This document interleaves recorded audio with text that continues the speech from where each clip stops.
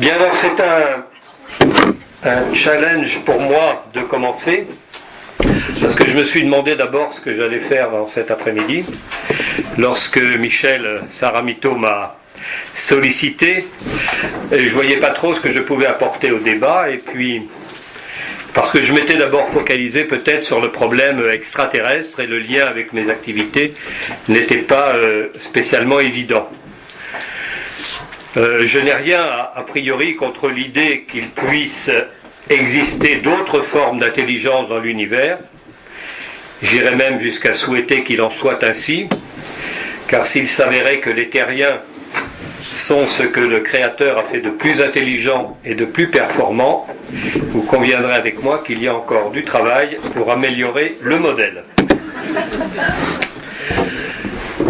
Alors j'exerce depuis quelques années l'activité d'exorciste, et à ce titre, et c'est là où probablement je suis pertinent avec le problème d'aujourd'hui, notre sujet d'aujourd'hui, je crois que je suis quotidiennement aux prises avec justement des entités immatérielles qui se manifestent de manière extrêmement variée. Je crois que ce problème des forces occultes capables de perturber l'intégrité physique et mentale des humains, c'est un problème aussi ancien que l'humanité elle-même, et c'est pourquoi, à travers le temps, des hommes se sont en quelque sorte spécialisés dans ce genre d'activité, soit parce qu'ils avaient développé des dons particuliers, soit parce qu'ils avaient reçu un enseignement à caractère ésotérique, et cet enseignement étant retransmis par les coutumes propres à toutes ces sociétés antiques. Je pense bien sûr aux civilisations chamaniques qui, bien qu'en voie de disparition, peuvent encore être étudiées par les ethnologues sur plusieurs points de notre planète. Il n'est pas surprenant que dans les sociétés antiques, les prêtres se soient appropriés le pouvoir dans sa partie occulte. Ces hommes se montraient capables de se connecter avec un univers invisible pour le commun des mortels, mais qui était pour eux quelque chose de parfaitement connu. Enfin, parfaitement, c'est peut-être beaucoup dire. À partir du moment où je fonctionne dans ces mondes un peu parallèles, il y a une véritable transgression des mondes, et les moyens d'accéder à ces états de conscience modifiés relèvent évidemment de pratiques comme le contrôle très élaboré de son corps, contrôle de ses fonctionnements vitaux, la possibilité de se mettre en transe ou dans des états méditatifs, on pourrait dire d'élargissement de la conscience. On ne peut pas exclure non plus que ces états pouvaient et peuvent encore être facilités par l'absorption de substances permettant d'accéder à ces niveaux particuliers de conscience. L'absorption de ces substances étant évidemment dans ce cas très précisément contrôlée. On peut l'observer encore de nos jours dans le continent sud-américain, et ces civilisations premières que l'on peut qualifier de chamaniques présentent toujours des hommes, c'est-à-dire des chamans ou des prêtres ou des devins qui officient dans ces cérémonies et sont capables de se connecter aux forces de la nature et aux esprits de la nature, qui sont donc pour nous des entités immatérielles. Le chaman en général parvient à concilier dans les sociétés antiques ou les sociétés d'aujourd'hui qui sont encore dans le chamanisme. Le chaman concilie les rôles de devin, de psychothérapeute, de prêtre, de médecin, et il devient ainsi un véritable expert en matière de conscience. Il est capable de modifier son propre fonctionnement parce qu'il parvient à solliciter les intelligences sur des plans de réalité différents. Le chaman va alors intégrer des esprits étrangers, c'est-à-dire des entités immatérielles, et jouer un rôle de médiateur entre ces entités et le monde. Dans le monde chamanique, en règle générale, on distingue la plupart du temps trois niveaux, on pourrait dire trois mondes. un monde ou un plan élevé au plan de la conscience, un plan intermédiaire dans lequel vivent la plupart d'entre nous, et un plan inférieur qui est lui enlisé dans des énergies de basse qualité. Pour résumer, et en tant qu'exorciste, j'adhère absolument à cette approche des mondes chamaniques et à cette idée des trois mondes. Je distingue en effet un plan éthérique, un plan astral, un plan subtil dans lequel nous travaillons tous les jours lorsqu'il s'agit des cas de possession. On trouve la plupart du temps d'ailleurs cette présentation globale dans les ouvrages spécialisés, mais vous pouvez avoir dans ce domaine beaucoup de nuances et de complexification. Alors, que va-t-on chercher dans les mondes parallèles? Que va-t-on chercher sur des niveaux de réalité parallèles?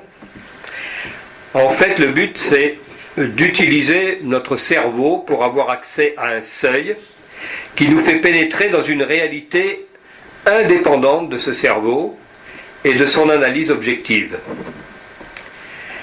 Et là, évidemment, on constate une réelle parenté d'approche entre les civilisations antiques jusqu'à la pratique de l'exorcisme qui subsiste encore aujourd'hui, même dans nos pays civilisés.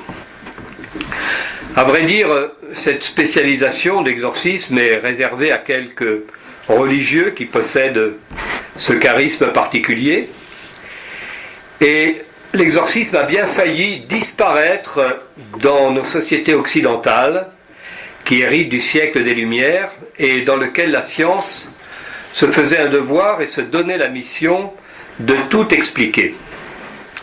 Il faut savoir que l'exorcisme a peu à peu disparu des pratiques de l'Église catholique en particulier, et cela depuis déjà presque 3 siècles. Les universités pontificales, les séminaires avaient décidé qu'il s'agissait de pratiques d'un autre âge, et les évêques eux-mêmes ne voyaient plus la nécessité de maintenir un exorciste en activité dans les diocèses. Le démon s'est peut-être régalé pendant toute cette période, car ainsi que l'écrit le poète Charles Baudelaire, n'oubliez jamais, quand vous entendez vanter le progrès des Lumières, que la plus belle des ruses du diable est de vous persuader qu'il n'existe pas. C'est Baudelaire qui écrit ça. Le Concile Vatican II, dans les années 60, a mis le coup de grâce à la pratique de l'exorcisme, et peu à peu, les prêtres qui étaient capables de se livrer à cette activité ont disparu, mais seulement dans l'Église romaine, parce que les églises d'Orient n'ont jamais cessé d'avoir cette pratique. J'appartiens moi-même à un ordre hospitalier vieux de 1000 ans, qui a commencé son existence au Moyen-Orient, et qui n'a jamais cessé de retransmettre ce sacerdoce particulier, et nous formons encore aujourd'hui des exorcistes avec les rituels antiques.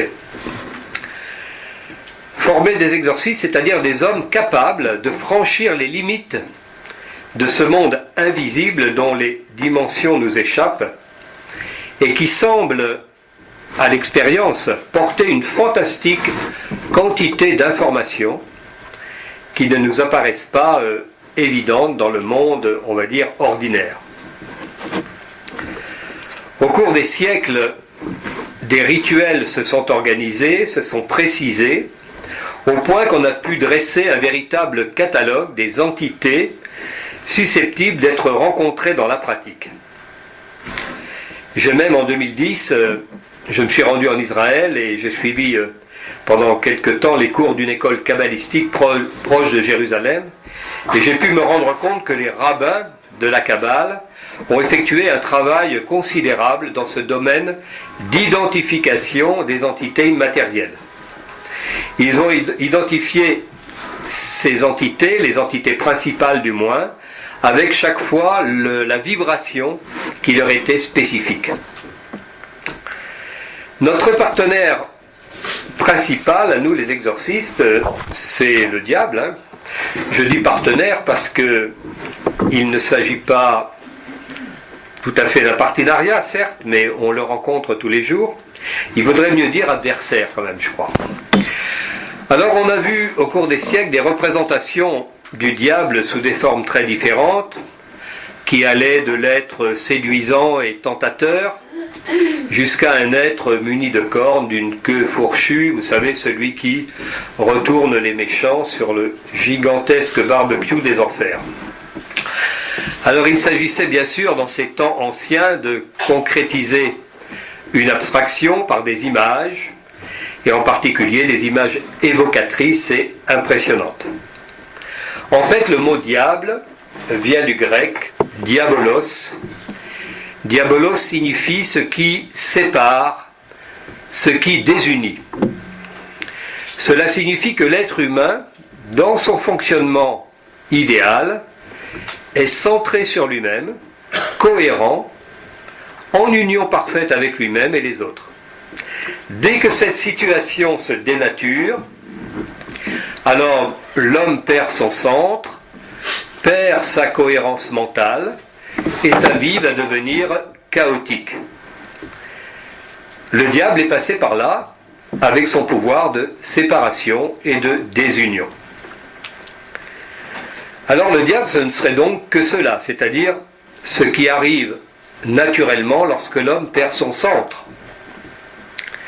Cela pourrait être le cas en effet, et alors là nous serions dans une simple loi de causalité. Je perds ma cohérence, le désastre s'installe. Rien de surprenant lorsque on sait que nous vivons dans un univers en expansion qui a une tendance naturelle à la désorganisation. Mais Philippe Guillemont vous parlera de cela 100 fois mieux que moi. Pour nous les exorcistes, le diable est bien plus que cette tendance naturelle de l'homme à se laisser aller à la facilité, quand l'homme devrait au contraire faire un effort constant de remise en ordre de sa vie. Il se pourrait même, selon nous, que le diable soit en quelque sorte une entité immatérielle, intelligente, capable de provoquer le désordre dans le monde en intervenant sur la conscience des êtres vivants, et en particulier la conscience humaine. J'ai commencé par vous parler de l'entité que l'on rencontre en fait que très rarement dans nos séances d'exorcisme, le diable lui-même. En fait, ce terme d'exorcisme est avant tout un terme générique qui désigne toute une hiérarchie d'intervention. Dans la plupart des églises chrétiennes, on exorcise un bébé avant de le baptiser, ça ne veut pas dire qu'il est possédé par le démon. Il s'agit là d'un simple acte de purification.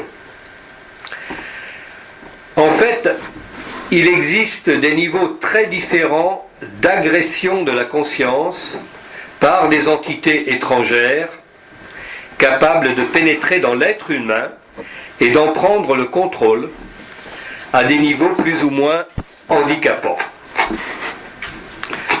Nous sommes donc amenés dans le monastère où je suis tout au long de l'année à recevoir des personnes susceptibles d'héberger des entités immatérielles dont nous constatons la réalité par rapport à des manifestations et des comportements a priori aberrants. En fait, nous recevons chaque année 2000 personnes dans notre petit monastère et nous distinguons 3 catégories de visiteurs, donc de problèmes.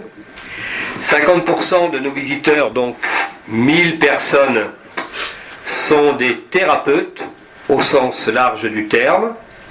Cela va du médecin, des métiers hospitaliers, en passant par les praticiens de médecine alternative ou parallèle. Cela signifie que dans le cadre de leur métier, ces gens ont pu en quelque sorte éponger des énergies de mauvaise qualité émanant de leurs patients. En principe, on peut se protéger efficacement, mais on ne peut pas être au mieux de notre forme tous les jours, et il peut arriver même au meilleur de récupérer des inconvénients. Ces inconvénients pouvant aller jusqu'à héberger une entité négative. Nous avons ensuite 45% de nos visiteurs qui sont victimes de pratiques de magie noire ou une autre activité du même genre. Et là, nous retrouvons encore et plus que dans la première partie, la possibilité d'entités immatérielles. Et puis il nous reste 5% qui sont les cas de possession démoniaque avérée, où là nous avons affaire à des entités immatérielles dûment identifiées qui possèdent une véritable identité. Nous intervenons également fréquemment dans des maisons pour y effectuer des exorcismes, et là nous pouvons trouver aussi des entités qui ont conçu pour le lieu un attachement très fort, mais il peut s'agir également de d'âmes errantes qui ont vécu un épisode violent à cet endroit et qui continuent à tourner autour de l'endroit jusqu'à temps qu'il y ait une possibilité de libération. Nous appelons ça communément la mémoire des murs. Je laisse de côté les interventions qui sont dues dans les maisons à la présence d'enfants à l'âge de la puberté et qui peuvent pour certains d'entre eux déclencher des manifestations paranormales.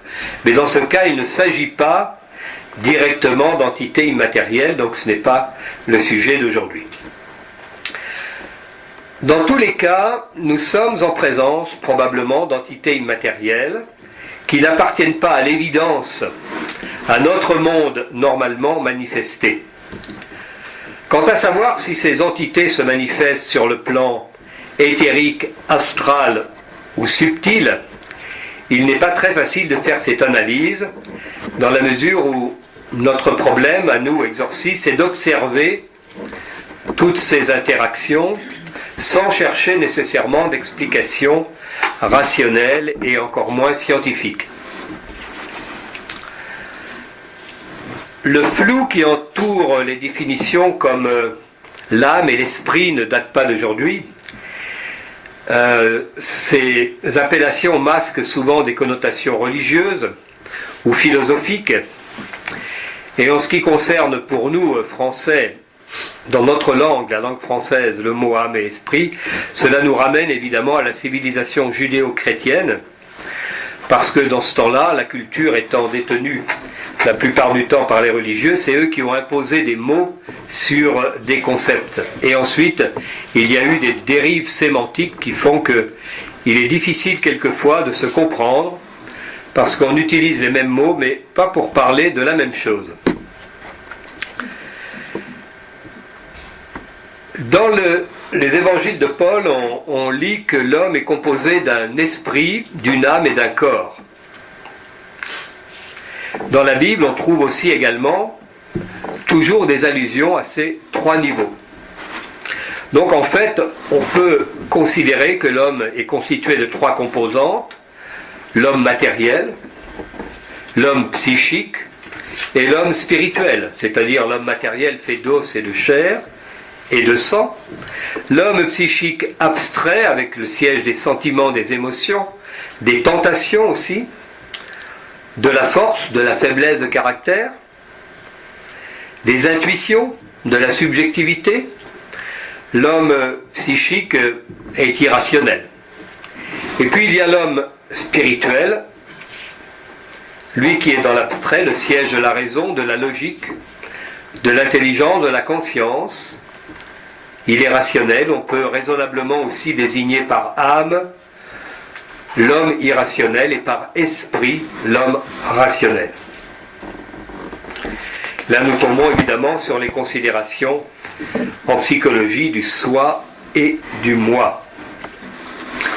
De notre point de vue, après quelques siècles de pratique, nous pensons que ces entités immatérielles pénètrent dans les êtres humains par une loi que l'on pourrait appeler la loi des affinités vibratoires.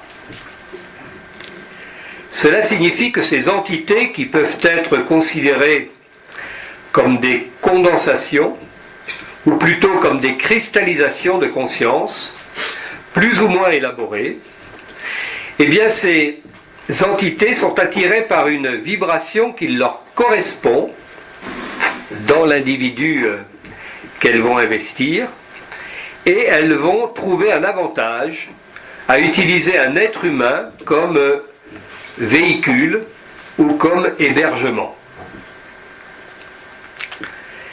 Alors il est intéressant de se poser la question de savoir à quel niveau véritablement une entité peut investir un être humain. Eh bien, compte tenu de nos observations, nous pensons que cela peut se faire non seulement à des niveaux très différents, des niveaux très extérieurs, des niveaux très internes, et en des temps également très différents. Ça veut dire que certaines personnes vont simplement ressentir un malaise physique à certaines heures de la journée ou de la nuit, quand d'autres auront l'impression d'être envahis par une présence étrangère qui s'empare en quelque sorte des commandes, au point de contrôler totalement l'individu, allant même, ce qui est très fréquent, jusqu'à parler par sa bouche. Dans ce cas, le corps lui-même est sous l'emprise de l'entité et agit hors de la conscience du possédé. Le séjour de cette entité immatérielle va prendre des formes très diverses, allant d'une installation presque insensible à des manifestations très spectaculaires, comme des possessions démoniaques, qui donnent lieu, en ce qui nous concerne, à des interventions très délicates, très difficiles la plupart du temps. Parce que le rôle de l'exorciste est un rôle extrêmement délicat, puisqu'il doit rentrer en contact avec cette entité immatérielle qui utilise la matière pour se manifester, et ce contact s'opère de la même manière qu'un contact dans le monde physique. Ça veut dire que cela passe par un dialogue. Nous pouvons parler avec cette entité immatérielle, nous pouvons parler avec elle, car elle utilise tous les moyens du possédé pour communiquer avec nous. On va pouvoir observer dans ces cas-là des déformations physiques tout à fait étonnantes. On peut observer également des manifestations de voix qui n'ont rien à voir avec la voix réelle de la personne. Nous pouvons assister également à des cas de possession multiples, c'est-à-dire que la personne n'héberge pas une seule entité, mais plusieurs entités. Par l'utilisation d'un rituel très ancien, généralement en grec et en latin, le but pour l'exorciste va être d'élever en quelque sorte le niveau vibratoire de la personne jusqu'à le rendre insupportable à l'entité qui était venue s'installer dans des conditions vibratoires très différentes. Il va s'en suivre généralement, c'est le but que nous recherchons, une expulsion de l'entité. Cela peut s'opérer en une fois ou en plusieurs fois, selon la qualité de l'entité, mais aussi selon les compétences de l'exorciste. La libération s'étant produite, c'est-à-dire que nous avons fait partir cette entité, il sera nécessaire de maintenir ou de modifier positivement la vibration de la personne afin que l'entité ne puisse se réinstaller. Cela peut arriver si la personne ne change rien à sa vibration. L'entité se dit que l'endroit est bon, que rien n'a changé, alors le risque est grand qu'elle se réinstalle. Alors on se pose la question, mais quelles peuvent être ces entités immatérielles qui se fixent sur des êtres vivants? En plus d'une manière totalement parasite, parce que ce n'est pas pour faire du bien. Et puis par quel procédé? Quel est le facteur favorisant qui permet à un individu d'être investi par une entité? De la même manière qu'une baisse du niveau immunitaire peut nous amener à ouvrir la porte à une pathologie, il en est de même si le système psychique se met à dysfonctionner, car cela peut ouvrir une porte à une entité qui va s'installer dans le corps et la conscience d'un individu. Il est fréquent d'ailleurs que les deux problèmes puissent exister en même temps, se compléter. Un corps, par exemple, soumis à Une intense fatigue, une agression extérieure comme la drogue ou toute autre sollicitation négative va automatiquement entraîner un dysfonctionnement psychique. Le choc émotionnel également. Toute personne victime d'un choc émotionnel violent, important, peut déclencher une vulnérabilité qui va ouvrir une porte à une entité. C'est la raison pour laquelle toutes les traditions spirituelles à travers le monde ont mis l'accent sur la gestion de notre système émotionnel. La négativité aussi peut être un facteur de risque. On connaît tous des personnes qui ont une nature pessimiste, qui voient toujours les inconvénients d'une situation avant d'en considérer les avantages. Cette négativité, si elle devient chronique, s'oppose au flux naturel de la vie et va favoriser des vulnérabilités. Nous devons faire face à des choses très diverses, comme par exemple les maléfices. Également les sorts, c'est-à-dire lorsqu'on vous jette un sort. Alors tout cela évidemment est de l'ordre de la sorcellerie, ça paraît pour beaucoup d'entre vous des choses d'un autre âge, complètement éloignées, voire carrément inexistantes. Mais cela existe réellement, et vous avez tous rencontré certainement des gens qui possèdent un pouvoir psychique très fort, qui ne sont pas nécessairement d'ailleurs des sorciers, mais vous imaginez bien que quelqu'un qui a ce genre de pouvoir et qui l'utilise pour le mal peut faire effectivement de gros dégâts. Ces techniques de sorcellerie n'ont jamais quitté l'espace européen, elles sont encore très utilisées. Ce ne sont pas tout à fait les mêmes en zone rurale qu'en zone urbaine. En zone rurale, vous allez trouver des troupeaux frappés de mortalité chez le fermier voisin, etc. Est-ce qu'on peut parler d'intervention d'entités immatérielles ici? C'est pas tout à fait certain. En tout cas, il est évident que on peut, en jetant un sort à quelqu'un, permettre l'ouverture d'une porte à une identité, à une entité. L'envoûtement aussi. L'envoûtement consiste à prendre le contrôle d'une personne. Alors il y a des manipulateurs qui parviennent facilement à prendre le contrôle de quelqu'un sans user nécessairement de sorcellerie. Et puis il y a les sorciers qui vont à distance mettre en place des protocoles avec quelquefois d'ailleurs l'aide d'entités qui vont être complices, collaboratrices de l'opération et mettre en place un protocole qui peut aller jusqu'à la mort de la victime. La magie noire, l'ensemble de toutes ces techniques sont innombrables, qui consistent à nuire à l'intégrité d'autrui, à prendre le pouvoir sur son corps et son esprit. Ces prises de possession, ces parasitages sont la plupart du temps le résultat de l'intervention d'une entité immatérielle. Cette entité peut agir sur commande, elle peut aussi venir de sa propre volonté, toujours par cette loi des affinités. Il y a aussi le problème des âmes errantes, qu'on qualifie quelquefois d'âmes familiales. Ce sont des gens qui sont morts et qui continuent à s'accrocher à un proche avec lequel elles entretiennent un lien affectif fort, un lien affectif qui existait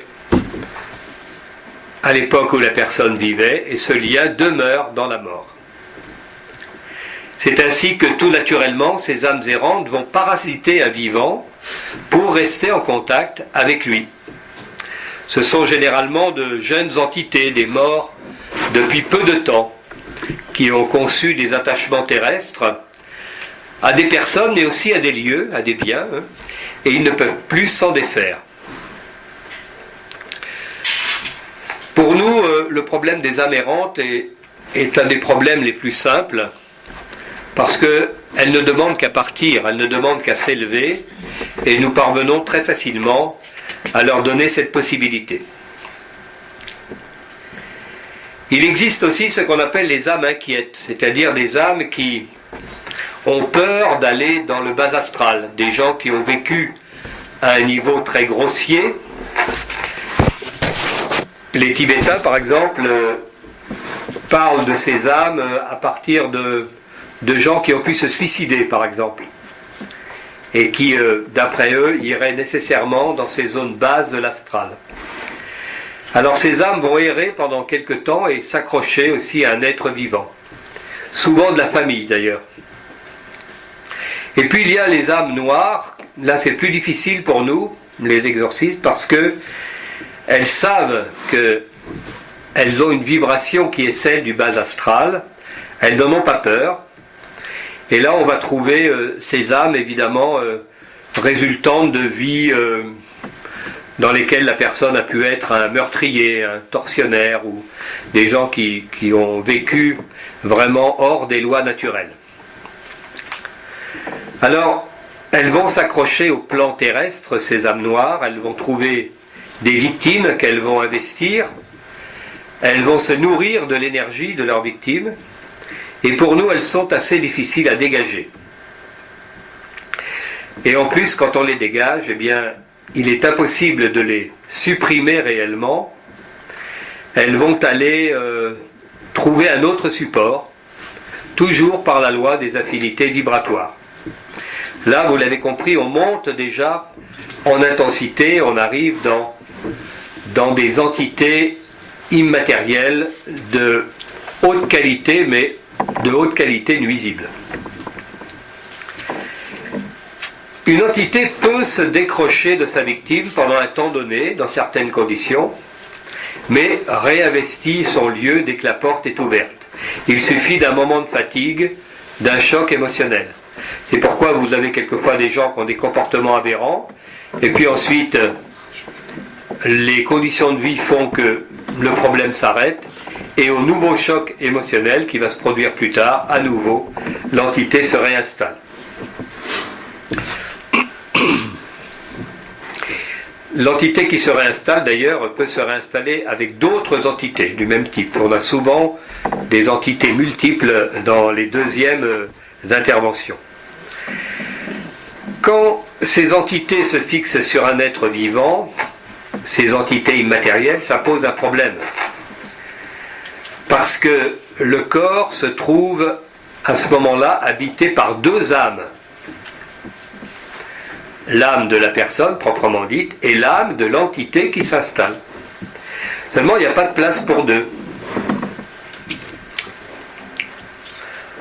Un corps physique ne peut pas transporter deux corps énergétiques sans inconvénient. Plus le parasitage est ancien, plus la fatigue va être grande, plus le déséquilibre psychique va augmenter. Il va être très très difficile pour nous à ce moment-là d'agir. Une entité, en fait, c'est une âme qui ne parvient pas à s'extraire du plan terrestre après la mort, et elle va donc se déplacer, mais en conservant de l'information. L'entité va garder ses mémoires, elle va garder son mental, son ego, son émotionnel. C'est ainsi qu'on va appeler cette entité esprit. Le monde des esprits. L'esprit se situe dans l'âme qui en est le véhicule. C'est à ce monde des esprits que font allusion les gens qui pratiquent le spiritisme, par exemple. Ils sont dans cette vibration-là. Enfin, du moins, c'est cette vibration-là qu'ils sollicitent. Puis cet esprit peut être appelé par certains scientifiques conscience, dans la mesure où c'est un corps énergétique qui renferme, qui transporte de l'information. Le cerveau mental qui appartient au corps physique n'est qu'un ordinateur qui traite des données, lesquelles sont transmises par l'intermédiaire de l'âme depuis l'esprit. Lors d'une expérience de mort imminente, par exemple, nous pensons que l'âme enregistre des données qu'elle ramène dans le corps physique, par le filtre du mental. L'émotionnel, quant à lui, serait rattaché à l'âme. C'est pourquoi un esprit, une entité immatérielle, celle que nous rencontrons dans l'exorcisme, a donc sa propre personnalité qui renferme un ego, une mémoire émotionnelle. C'est ainsi que l'âme, qui est le véhicule de l'esprit, peut se matérialiser dans une certaine mesure, peut prendre l'aspect corporel du défunt sous une forme vaporeuse, par exemple. Ces entités ne peuvent pas être vues par tout le monde, mais beaucoup de gens sont capables de les voir. Il s'agit simplement d'avoir une certaine sensibilité. C'est certainement ce qui est à l'origine de ce qu'on appelle depuis toujours les fantômes, les spectres, etc., qui possèdent des densités extrêmement différentes. Quelquefois, ils sont presque matérialisés, d'autres fois extrêmement évanescents. Nous en avons eu un dernièrement dans notre monastère, là, parce qu'on est obligé de nettoyer les lieux très souvent, compte tenu de la quantité de visiteurs que nous avons.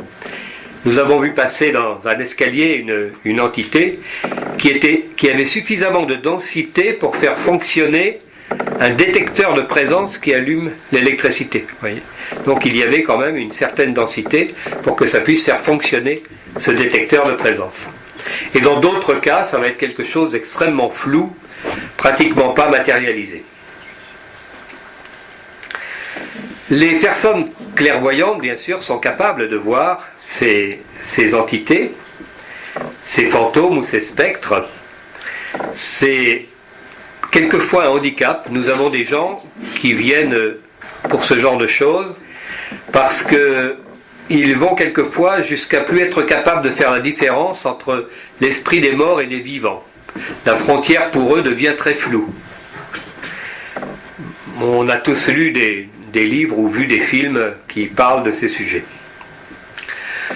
Si vous vous rappelez les évangiles, Jésus apparaît ainsi après sa mort, pendant 40 jours.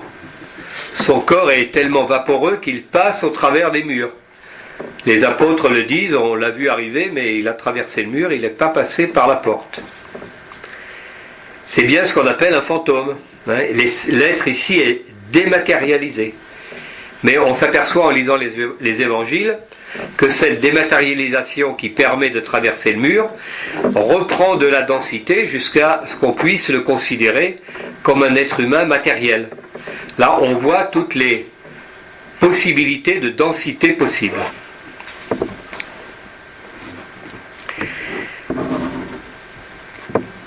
Qu'est-ce qui fait qu'un défunt peut prendre une forme dématérialisée pour communiquer certains sentiments? Eh bien, c'est l'ego que véhicule cette entité. On comprend par exemple que le fantôme de la victime d'un meurtre, par exemple, va contenir la mémoire de cette personne, avec tout son émotionnel, avec son identité. Le fantôme, qui correspond donc à une entité consciente immatérielle, va donc devenir un parfait support d'information. Le parasitage d'un humain par une entité va fragiliser le terrain de façon naturelle et va avoir des répercussions sur la santé physique de la victime. La plupart des gens que nous recevons, qui sont victimes de cas de possession, plus ou moins avérés, plus ou moins importants, sont très souvent des gens qui sont à la limite de la dépression ou qui sont déjà dans la dépression. Dans certains cas, le patient, le souffrant, peut prendre la mémoire de l'entité qui l'a parasité. C'est pour ça qu'on peut observer quelquefois des changements de personnalité inexplicables qui peuvent se produire en une seconde. Vous avez des gens qui ont un comportement parfaitement normal, vous les connaissez depuis longtemps, puis brutalement, à un moment donné, il se produit un décrochage, on a l'impression que la personne n'est plus la même.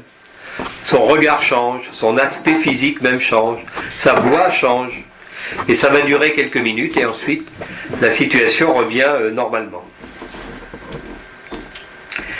Il faut quand même rester prudent parce que la frontière peut être très mince entre un cas de possession réelle et un problème psychiatrique.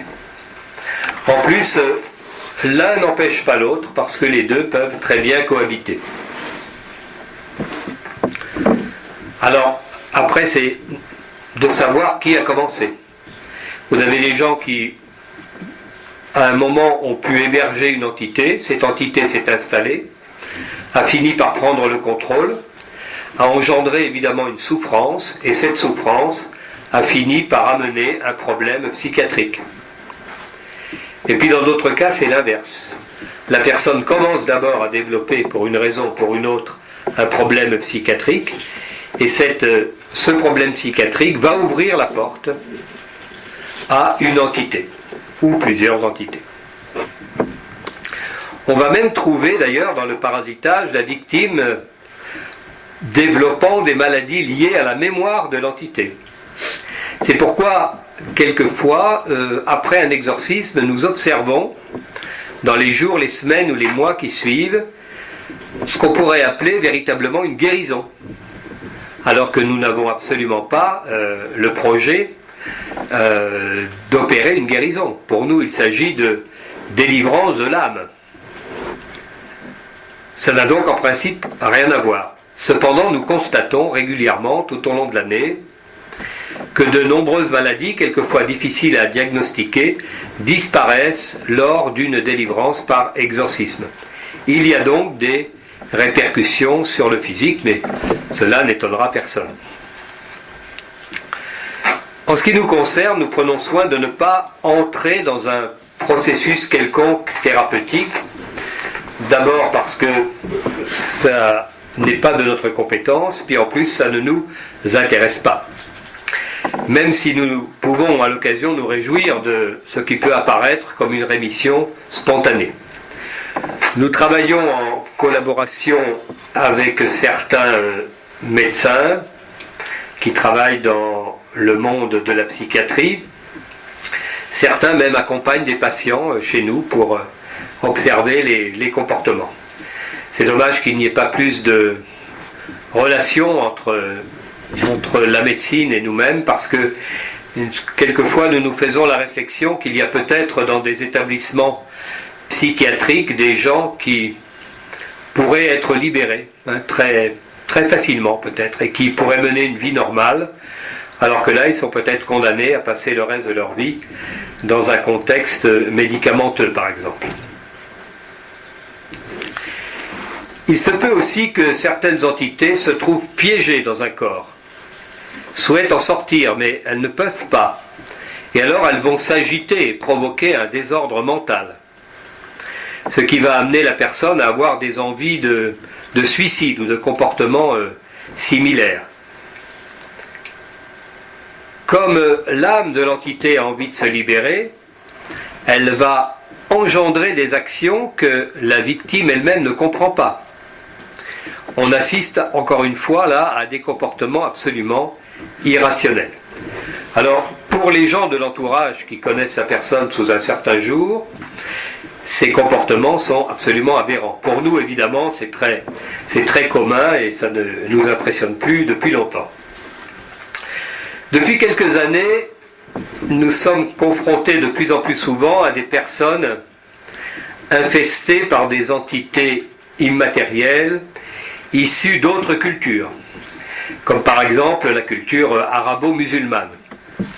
Ces esprits, qu'ils appellent eux-mêmes des djinns, sont analogues aux esprits de la culture judéo-chrétienne. Nous les dégageons d'ailleurs dans les mêmes conditions. Au départ, on s'est demandé un peu comment on allait faire.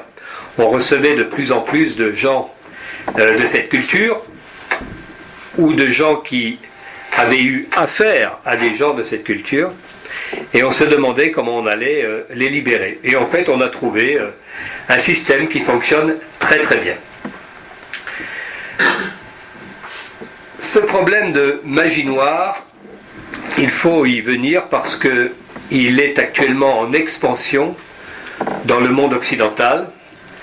Je parlais l'année dernière avec le directeur de la FNAC d'une grande ville qui me disait que les livres de magie figurent parmi les livres les plus vendus à nos jeunes, qui adorent pratiquer les rituels qui sont inscrits dans ces livres. Il faut savoir aussi qu'il existe des facteurs favorisants pour attirer vers un être humain ces entités immatérielles. nous avons vu que c'est toujours une baisse du niveau vibratoire qui entraîne une vulnérabilité. C'est souvent le résultat de pratiques ésotériques mal gérées, comme par exemple le spiritisme lorsqu'il est effectué en amateur. Il y a une pratique spirit de qualité faite par des gens responsables, et puis il y a une partie évidemment plus dangereuse. Nous avons actuellement depuis 2 ou 3 ans une recrudescence de gens qui ont des problèmes dus à des pratiques d'écriture automatique. Alors ça, c'est un outil fantastique pour ouvrir des portes à n'importe quoi. Et nous avons beaucoup de problèmes avec ces gens-là. Et puis il y a également la manipulation d'énergie qui sont destinées en principe à soigner, mais qui ne sont pas toujours utilisées par des gens compétents. Et là, nous avons évidemment les 2 catégories de personnes qui viennent nous voir, c'est-à-dire les soignants et les soignés, qui ont des problèmes, pas pour les mêmes raisons. Il faut prendre également en considération toutes les formes de drogue, quelles qu'elles soient, qui sont des agressions contre le corps et qui augmentent la vulnérabilité des personnes à l'intrusion d'une entité. Il y a également des gens dont l'énergie est orientée vers le mal et qui vont en quelque sorte pactiser avec des entités dangereuses. Vous avez certainement entendu parler des sectes sataniques qui se développent actuellement. C'est très à la mode. J'ai lu qu'aux USA, une église satanique venait de se faire officiellement reconnaître par l'État. Nous constatons en Europe un attrait de plus en plus important des jeunes pour ces pratiques. Vous avez peut-être constaté que dans les églises, on ne met presque plus d'eau dans les bénitiers. On ne met plus d'hosties dans les tabernacles, parce que beaucoup de gens les volaient de manière à procéder à des cérémonies inversées, dans lesquelles on fait appel à des entités immatérielles d'une grande négativité. Ceci explique pourquoi, tout au long des siècles, les mouvements religieux importants, principaux, ont dénoncé ces pratiques ésotériques ou énergétiques. Alors, il ne faut pas se leurrer, il y avait probablement 2 raisons. La première est que ce pouvoir, en restant aux mains des prêtres, sorciers ou devins, leur conférait évidemment une supériorité sur le peuple, mais il y avait aussi l'idée que la manipulation de ces forces devait rester le privilège des spécialistes, compte tenu des dangers engendrés par des manipulations inconscientes.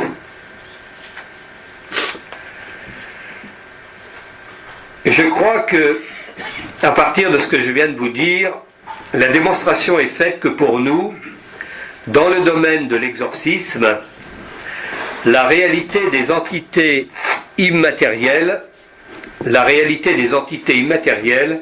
ne fait aucun doute. Elle ne fait aucun doute parce que nous les constatons chaque jour, nous pouvons entrer directement en contact avec elles et nous engageons même un dialogue comme on le ferait avec une personne vivante. Alors bien sûr, on peut nous rétorquer que nous sommes victimes d'illusions ou toute autre chose de ce genre. Ces pratiques sont anciennes, ça fait plusieurs siècles que des générations d'exorcistes se succèdent, constatent des phénomènes absolument analogues, et je crois quand même qu'en matière d'expérimentation, il n'y a pas tellement à revenir dessus. Il est vrai que quelquefois, nous sommes surpris par la mauvaise qualité des entités. On a quelquefois des dialogues d'une extrême simplicité avec des entités qu'on pourrait qualifier de stupides. Alors que dans d'autres cas, nous avons affaire à des esprits extrêmement rusés, capables de nous égarer. Ça veut dire que dans ces zones-là, c'est comme chez nous, il y a des Einstein et des moins Einstein. Voilà. Ça doit être un peu pareil. Il est clair que nous avons sur ce sujet une expérience séculaire qui est faite exclusivement, essentiellement d'observation et d'expérimentation. En effet, le problème pour nous n'est pas seulement de prendre en considération la réalité de ces entités, mais il a fallu dans le temps trouver un moyen pour délivrer les gens de ces possessions. C'est la raison pour laquelle nous avons été amenés au cours des siècles à déterminer, à classer ces entités selon une échelle de vibration en quelque sorte. Et nous avons pu, comme cela, établir de véritables catalogues d'entités avec leur nom, leur identité et leur spécialité, leur spécialisation. Là j'ai un livre qui s'appelle L'inventaire des démons. Vous avez une certaine quantité d'entités nommées là-dedans avec leur spécialité, c'est-à-dire certaines vont avoir pour spécialité d'empêcher qu'il y ait de l'amour entre deux personnes, enlever la femme à un homme, le mari à sa femme, etc., etc. Ça existe véritablement. Alors je vous avoue qu'il y a quelques années, on m'aurait raconté ça, ça m'aurait fait bien rire. Et lorsque nous libérons des gens, nous demandons toujours à l'entité de se nommer. C'est une pratique qui vient des évangiles. Hein. Jésus demande toujours à l'entité son nom, au démon. Et alors les gens, donc, les entités par la voix de la personne, prononcent un nom que nous n'avons très souvent jamais entendu. Enfin, il y a des entités qui reviennent souvent et d'autres peu souvent. Et lorsque nous allons dans nos catalogues rechercher le nom, on le trouve, avec effectivement la spécialisation de l'entité en question. Tout ce travail-là a été fait en grande partie par la Kabbale juive. Alors nous retrouvons évidemment les grandes entités célèbres, comme par exemple Satan, qui selon la tradition hébraïque est le chef des démons des enfers. C'est le tentateur, c'est celui qui incite l'homme à la chute. On le trouve très souvent dans les cas de possession. Donc il s'agit bien d'une entité immatérielle, dûment identifiée, et qui procède toujours de la même manière lorsqu'elle investit une personne. Et il y a des déclinaisons de cette énergie, c'est-à-dire qu'on a des adjoints de Satan, des soldats de Satan qui investissent les gens. Il y a aussi Lucifer, le porteur de lumière, qu'on trouve très rarement dans les cas de possession. Le porteur de lumière, ça peut être comparé à la science, hein, cette science qui est le moyen pour l'homme de faire le tour de l'univers, qui est capable de maîtriser l'atome dans une centrale électrique, mais aussi qui peut déchaîner cette énergie dans une bombe, par exemple. Lucifer apparaît très rarement dans un cas de possession. Et puis il y a le diable, alors là c'est le seul moment où l'exorciste renonce à libérer une personne, mais le cas de possession diabolique est absolument rarissime, heureusement, parce qu'elle suppose une collaboration entre la personne et l'entité. Dans ce cas-là, on se tient à distance. Selon la Kabbale, il existe plus de 600 démons répertoriés. J'ai le catalogue complet, je ne l'ai pas amené aujourd'hui, mais je l'ai. Et chacun ayant un pouvoir d'action et de nuisance particulier. Je vous le disais tout à l'heure, lorsqu'on procède à un exorcisme, le dialogue avec l'entité immatérielle est absolument nécessaire. On s'adresse à cette identité comme à un être humain. Quelquefois, elle est très peu densifiée, très peu matérialisée. D'autres fois, on est surpris par la qualité de la conscience que nous avons en face de nous. C'est très étonnant.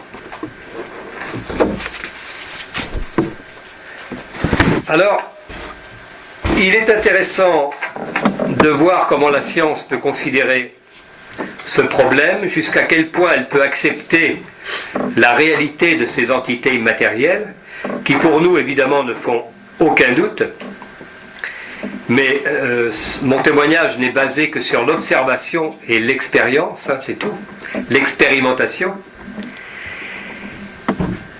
Et l'explication que la science peut donner aujourd'hui de ces phénomènes, on ne sait pas encore si cela permet d'affirmer la présence scientifiquement d'entités immatérielles dans notre environnement. Pour ce qui nous concerne, on a de la chance parce que nous n'avons nul besoin de la caution de la science pour fonctionner. L'expérimentation basée sur des siècles d'observation et de pratique prend pour nous la force d'une preuve. Il s'agit pour nous d'une réalité que nous expérimentons chaque jour, au quotidien. En revanche, si la caution de la science ne nous est pas nécessaire, nous sommes toujours vivement intéressés par les travaux effectués sur ce sujet par les scientifiques. C'est pourquoi nous recherchons évidemment le dialogue avec la science, parce que si ces entités immatérielles existent, et nous acceptons bien volontiers de partager nos points de vue avec tous ceux qui sont dans la même recherche sur des domaines très très différents, mais je pense que nous parlons très souvent de la même chose. Voilà, j'ai fait un tour assez rapide pour vous montrer que pour nous, les entités immatérielles, ce n'est pas une question, ce n'est pas une abstraction, c'est une réalité, c'est de l'ordre de l'énergie, de la vibration, de la conscience, que pour nous cela ne fait pas l'ombre d'un doute et que au quotidien nous y sommes confrontés.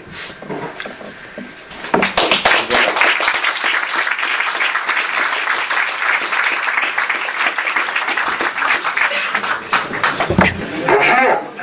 Quand on développe par entité diabolique, vous faites un distinguo entre Satan et de parler d'entité diabolique, je ne comprends pas la nuance. Oui, là je ne peux pas m'attarder trop dessus parce que c'est complexe. Hein. J'ai une conférence qui précise tout ça d'une manière extrêmement précise. En fait, je crois que c'est une question de niveau vibratoire. Hein. Il y a des vibrations très différentes qui peuvent investir quelqu'un d'une manière relativement acceptable, presque à son insu, et puis ça va jusqu'à la prise de possession totale, hein, c'est-à-dire, il nous arrive très souvent dans un exorcisme, par exemple, de dialoguer avec l'entité, on lui dit de partir. Hein. Vous connaissez l'expression « sort de ce corps ». Bon, nous l'utilisons. Et l'entité nous dit « mais je veux bien partir, mais il me faut une autre âme ». Parce qu'elle utilise une âme comme véhicule et donc elle veut une autre âme. Il va être pour nous problématique évidemment de l'envoyer chez quelqu'un d'autre. Hein. Donc on essaie de la tromper au maximum. Alors il y a certaines entités qui sont des vibrations peu identifiées qu'on arrive très facilement à éliminer totalement hein, par l'intermédiaire d'un support. On fait passer cette entité dans un support et ensuite ce support est éliminé. Mais pour les entités de très haut niveau, comme les entités sataniques ou diaboliques, etc., là, il n'est absolument pas question de les exterminer. On ne peut que les inviter à aller voir ailleurs si c'est plus confortable. Il n'y a pas d'autre solution. Et les supports, hélas, dans notre humanité, ne manquent pas. Donc il s'agit effectivement d'une hiérarchie de vibrations, sachant que selon la vibration, l'être humain est plus ou moins infesté, quoi. Voilà. J'ai une question. Là, on parle en fait d'une race. Dans le monde immatériel, il y a plusieurs races. Là, on parle d'entités, de vie post-humaine, mais là, on parle que du négatif. Alors bien sûr, puisque moi je n'ai affaire qu'à ça. Évidemment qu'il y a des entités positives, hein, bien sûr. Vous avez plein de gens qui attendent pour s'incarner. Vous avez plein d'êtres qui sont là depuis avant la civilisation humaine. Vous avez des gnomes. Vous avez des êtres qui sont là, qui nous êtes de lumière. On ne va pas rentrer chez eux pour les exorciser. Ils étaient là avant nous, ils étaient là il y a 6000 ans en arrière. Donc là, depuis tout à l'heure, on parle de négativité, de pathologie liée à ça. Mais est-ce qu'on est sur une seule race de ces entités, des humains à la base qui sont devenus ces entités, ou est-ce qu'on est sur d'autres races? On parle aussi de reptiliens. Voilà, 3 petits points. Alors moi, je ne peux vous parler que de ce que je connais. Je ne sais pas si le terme race est bien adapté, on pourrait peut-être plutôt parler d'espèce. Je crois que de toute façon, nous sommes dans le monde de l'énergie et des vibrations. Après, l'image que vous mettez, la notion, le concept que vous mettez sur telle ou telle vibration est très souvent lié à la culture. Et ce que nous appelons chez nous les esprits mauvais, etc., ce sont les djinns chez les dans le monde arabo-islamique, c'est les Korrigan et autres trolls dans d'autres civilisations. Je crois qu'on parle de la même chose. Vous savez, les vibrations qui sont à notre disposition, elles sont extrêmement multiples, mais l'être humain, lui, il a une appréhension du monde qui est très commune. Nous appartenons à une même espèce, nous les êtres humains pour le moment. Il y en a probablement eu d'autres. Mais je crois que nous avons besoin, selon nos cultures, de mettre des images différentes. Enfin, c'est pas que nous en avons besoin, c'est que nous le faisons parce qu'on ne peut pas faire autrement. Vous voyez, par exemple, la compassion, c'est une énergie. Mais est-ce qu'il y a deux manières à la surface de cette planète d'être compatissant? Non. Il n'y en a qu'une. Quand vous êtes dans la compassion, vous êtes dans la compassion. Le problème, c'est que les chrétiens vont appeler ça la Vierge Marie. Les Vietnamiens, ça va être la déesse Quang Minh. Chez les Tibétains, ça va être Avalokitesvara. Mais on parle bien de la même énergie. C'est l'énergie de la compassion. Donc, ce que vous appelez race, moi je l'appellerais niveau de vibration sur lesquels vous mettez les images que vous voulez selon votre culture. Je pense que ce que vous avez dit là est acceptable. Oui, tout dépend de quelle culture, à quelle culture vous vous référez. Mais je crois qu'on est toujours dans le monde des énergies et des vibrations. C'est la raison pour laquelle vous avez raison de dire qu'on a parlé de vibrations négatives, puisqu'un exorciste est plutôt confronté à ces vibrations-là. Mais heureusement qu'il existe des vibrations positives, bien entendu, puisque dans l'univers, tout est présent, bien entendu. Dans la conscience, il y a le meilleur et le pire. Dans la grande conscience universelle, celle de Jung, vous avez le bas astral et puis vous avez les vibrations de qualité, mais tout est là. Toute l'histoire de l'humanité est là, depuis tous les temps, présent, passé, présent, à venir. Tout est déjà là. Seulement, on ne peut pas tout vivre en même temps, au même moment. Bon, je vous remercie pour ce travail qui est, disons, vraiment synthétique, et j'en profite pour dire, si on pouvait avoir un exemplaire par email de ce travail, ça permet de retourner sur ce qui a été dit, éventuellement de travailler. Ça, c'est le premier point. Deuxième point, depuis quelques jours, j'ai exhumé de ma bibliothèque un bouquin que j'avais acheté il y a quelques années, que je n'avais pas vraiment lu. Peut-être qu'il évoquera quelque chose pour vous. Farnèse. Oui. Voilà, l'explorateur de l'au-delà. Alors j'en suis à peu près à la moitié. Je trouve que vous ne savez pas que j'allais venir à la conférence. Et ça fait une semaine que je suis plongé là-dedans. Et il y a en effet un descriptif qui est totalement, je dirais pas de copier-coller parce que c'est désobligeant, mais je veux dire qui va dans le même sens. C'est-à-dire le texte, il date du XVe siècle. Il est repris par une agrégée, un journaliste spécialisé, et disons, c'est quasiment un texte initiatique qui, à mon sens, reprend le principe en haut comme en bas. Certains d'entre vous comprendront. Voilà. Donc, je voulais savoir ce que vous en pensez. D'abord, je ne connais pas cet ouvrage, mais j'espère être en cohérence avec lui, parce que de toute façon, tout ce que je vous ai expliqué là, c'est pas moi qui l'ai inventé.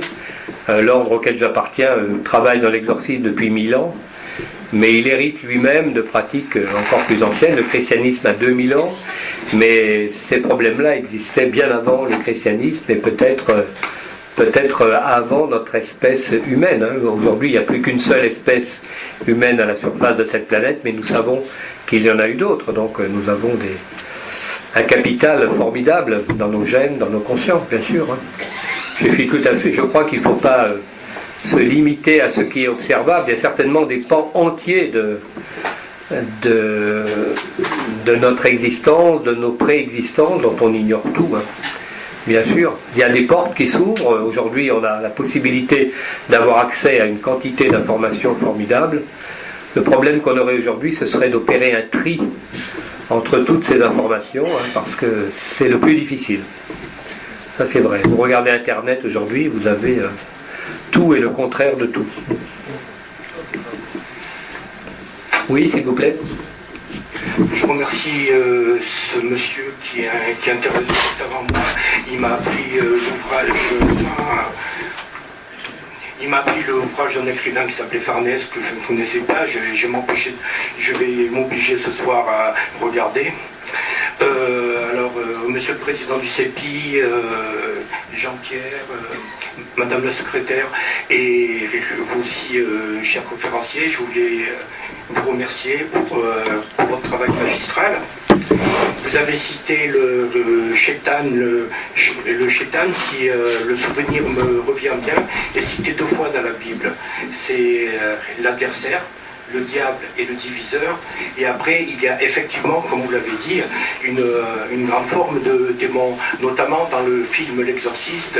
Le démon qui est cité est un démon qui s'appelle Bouzoulou, un démon qui est d'origine assyro babylonienne. Et c'est vrai que dans les expériences d'exorcisme, le diable lui-même est très rarement représenté. Heureusement. Heureusement tout à fait. Et il faut savoir que, c'est pas vous que je vais vous l'apprendre bien sûr, que les exorcismes sont là depuis l'aube de l'humanité. Depuis l'aube de l'humanité, on en trouve dans les anciens textes romains, dans les anciens textes grecs. C'est quelque chose qui est, c'est quelque chose qui existe. Et je représente moi-même un groupe de presse qui s'appelle le groupe Optimal, dans lequel nous avons l'habitude de traiter ce genre de choses.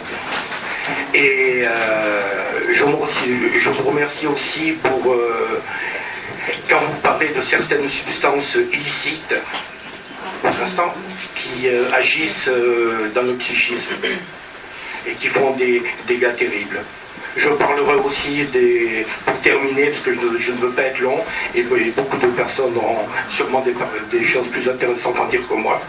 Donc, je parlerai aussi de certains jeux vidéo qui ne font pas beaucoup de bien, j'ai dit. C'est la même chose. Oui.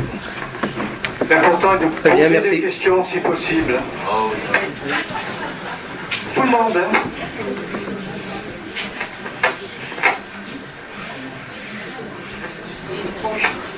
Vous avez émis l'hypothèse que certains thérapeutes pourraient être parasités par quelques entités. Ont-ils la possibilité d'avoir une protection, soit par une prière, soit par un autre moyen ? Alors, c'est pas que j'ai émis l'hypothèse, hein, j'ai émis l'affirmation. Hein, parce que c'est une évidence pour nous, puisque ça représente 50% des gens que nous voyons. Alors, quand je parle thérapeute, je parle des meilleurs et des moins bons, hein, parce que tous se mettent en danger. À partir du moment où vous rentrez en relation avec un patient, vous vous mettez en danger, vous avez une possibilité d'éponger. Si vous êtes en pleine forme, vous risquez pas grand-chose, mais nous ne sommes pas en pleine forme 365 jours par an. Il suffit qu'un jour, vous n'alliez pas très très bien et vous avez ce jour-là une personne extrêmement déstabilisée devant vous, vous prenez le risque d'éponger, évidemment, hein, quelque chose. Et à ce moment-là, il va falloir traiter ce problème. Donc je crois que nous avons des thérapeutes qui viennent 4 fois par an, au début de chaque saison, pour un nettoyage comme ça, quasi systématique, hein, et d'autres qui viennent ponctuellement parce qu'il s'est passé un problème. Mais le fait de venir régulièrement solutionne beaucoup de choses.